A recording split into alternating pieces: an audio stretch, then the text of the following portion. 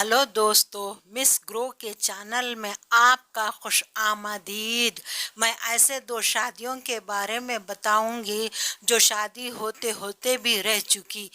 गांव की बेटी होकर भी हिम्मत वाला काम किया। इसके हाथ में मेहंदी भी रचाई गई और उसके दूल्हे राजे का नाम गोलू है, वो भी लिखा गया।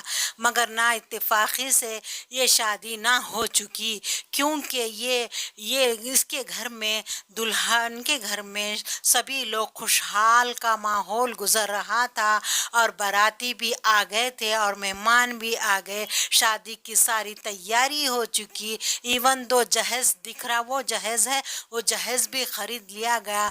मगर दूल्हे राजा जब स्टेज पे आते हों तो ऐसे आते हैं पी के नशे की हालत में। ना ही उसको बैठने का होश है, ना ही ठहरने का होश।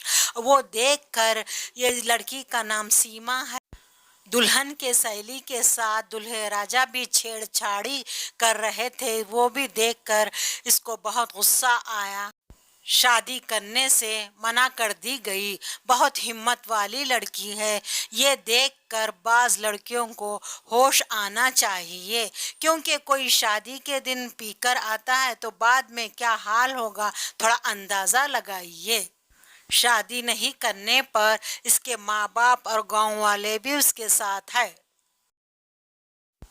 ये है दूसरी शादी। शादी का मंडप सजाया गया। दूल्हे राजा बैंड बाजे के साथ एंट्री हो गए और डीजे प्रोग्राम चल रहा था। सभी डांस कर रहे थे। दुल्हन भी अपने दोस्तों के साथ डांस कर रही थी। अब जैसे ही जयमाला का वक्त आया तो स्टेज पर चढ़ने का वक्त होता है, तब वो जैसे ही स्टेज पर चढ़कर दूल्हे को देखती हो तो वो भड़कने लगी और वरमाले को हाथ भी नहीं लगाई और शादी करने से मना कर दी और कह रही थी कि दूल्हा बहुत उम्र दराज है और भद्दा है, काला है, कहकर शादी को मना कर दी गई।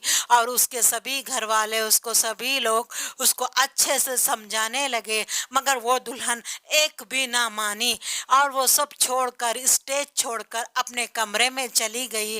अब सब लोग मिलकर उसको फिर से समझाने लगे, बिल्कुल वो एक भी ना मानी। ये है भागलपुर का मामला है। अब ये दुल्हन मानती ही नहीं तो उसके माँ बाप भी समझाने लगे, मगर फिर भी नहीं माने। दूल्हे राजा को स्टेज छोड़कर वापस होना पड़ा।